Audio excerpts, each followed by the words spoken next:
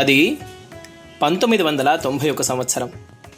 అంటే సరిగ్గా 35 సంవత్సరాల క్రితం భగవత్ సంకల్పం వల్ల అమ్మవారి అనుగ్రహం మన అందరి మీద నిండుగా కలగాలని, మన నిండు నూరేళ్ల జీవితం అష్టైశ్వర్య భోగభాగ్యాలు అనుభవించాలని నను పాలింపగ నడిచి వచ్చిదివా అన్నట్లు వైకుంఠము నుండి లక్ష్మీనారాయణుడు భూలోక వైకుంఠంగా ప్రసిద్ధి చెందింపజేయడానికి 8 మంది అమ్మవార్లతో కూడి అష్టలక్ష్మీ దేవాలయముగా సుప్రసిద్ధి కలిగించడానికి దేవాలయ ప్రారంభోత్సవానికి అనుజ్ఞ ఇచ్చిన వేళ శ్రీ ప్రజోత్పత్తినామ సంవత్సర ఫాల్గుణ శుద్ధ నవమి నాడు, అంటే 23/2/1991 సంవత్సరంలో శనివారం నాడు శ్రీ జయేంద్ర సరస్వతి స్వామి వారి దివ్య కరకమలముల చేత తెల్లవారుజామున 5:30 గంటలకి శంకుస్థాపన మహోత్సవం జరిగింది.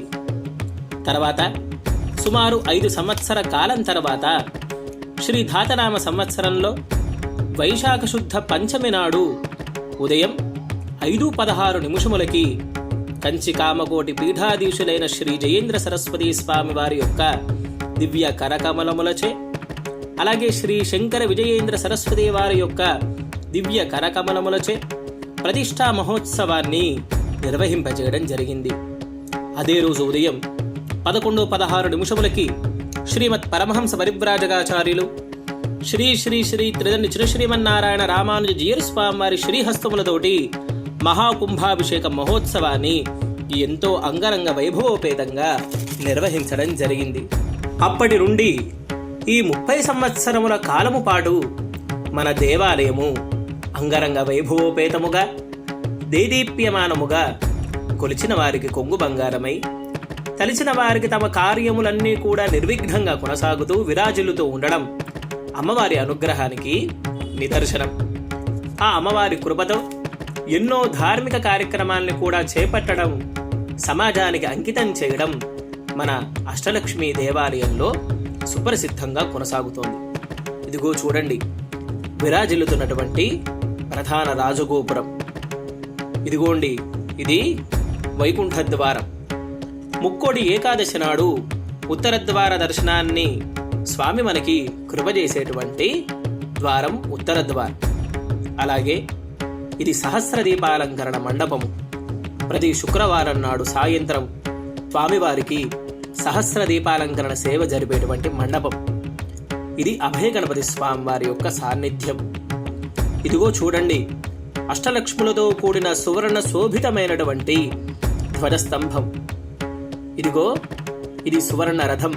ప్రతి పౌర్ణమి నాడు అమ్మవారికి సాయంత్రం పూట సువర్ణ రథోత్సవ కైంకర్యము జరిపేటువంటి అత్యంత శుభ సందర్భమే ఈ సువర్ణ రథం. ఇంకా శ్రీవైకుంఠాన్ని తలపించేటువంటి అమ్మవారి యొక్క సాన్నిధ్యాన్ని దర్శించండి. ఇదిగోండి, ఇది అద్దాల మండపం. శ్రీభూ సమేత శ్రీమన్నారాయణుడు ఆదిశేషుడి మీద కొలువు తీరేటువంటి మండపం ఇది అద్దాల మండపం. ఇదిగోండి, ఇది సువర్ణ శ్రీ మహాలక్ష్మి యంత్రము. చాలా శక్తివంతమైంది. ప్రతి గురువారం నాడు, ప్రతి ఆదివారం సాయంత్రం చక్కగా అమ్మవారు ఈ యంత్ర రూపిణిగా ఉండి కైంకర్యాదుల్ని స్వీకరిస్తూ ఉంటారు. ఇది కార్యనిర్వహణకు ఉండేటువంటి కార్యాలయము. భక్తులందరికీ కూడా ఆకలి తీర్చేటువంటి శ్రీ అక్షయలక్ష్మి అన్నపూర్ణశాల. గో సంరక్షణార్థం ఇదిగోండి గోశాల. అలాగే ఎంతోమంది ప్రవచనకర్తలు ప్రవచనాల్ని అందింపజేసినటువంటి ప్రవచన మండపం ఇది. ఇదిగోండి, ఇది అర్చక వసతి. ఆలయంలో నిత్య కైంకర్యాలు చేసేటువంటి అర్చకులందరికీ కూడా ఇది వసతి ప్రాంగణం. మరొక వైపు ఆలయంలో నిత్యం పనిచేసేటువంటి కార్యవర్గం వారందరికీ కూడా వసతి ఏర్పాటు ఇక్కడే ఉంటుంది. స్వామివారికి నిత్య ఆరాధనలో భాగంగా 2 పూటల హవనాదులు జరుగుతూ ఉంటాయి. ఇదిగోండి, ఇక్కడే ఈ సువిశాలమైనటువంటి ఈ యాగశాలలోనే హవనాదులు జరుగుతూ ఉంటాయి. అంతేకాకుండా బ్రహ్మోత్సవాలలో ప్రధాన యాగశాలగా చతుష్కుండాత్మకంగా 5 రోజుల పాటు జరిగేటువంటి యాగశాల కూడా ఇదే. ఈ యాగశాల పక్కనే పుష్కరిణి కూడా మనకు కనబడుతూ ఉంటుంది. బ్రహ్మోత్సవాల్లో స్వామివారికి చక్రతీర్థోత్సవ కార్యక్రమాన్ని ఇక్కడే జరుపుతారు.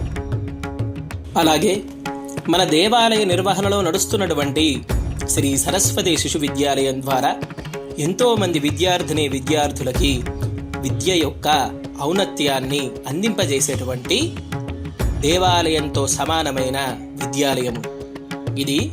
శ్రీ వాసవి కన్యకా పరమేశ్వరి యొక్క పవిత్రమైనటువంటి దేవాలయం.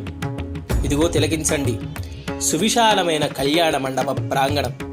ఇలా అన్నీ కూడా అమ్మవారి అనుగ్రహం వల్ల దినదినాభివృద్ధి చెందినవే. ఈ 30 వసంతాల వార్షిక ఉత్సవాల శుభ సందర్భ వేళ అష్టలక్ష్మీ వైభవాన్ని అలాగే అర్చావతార వైశిష్ట్యాన్ని మీ ముందు ప్రదర్శించబోతున్నాం. చూసి సావధాన చిత్తులై ఆనందభరితులు అవుతారని ఆశిస్తున్నాం.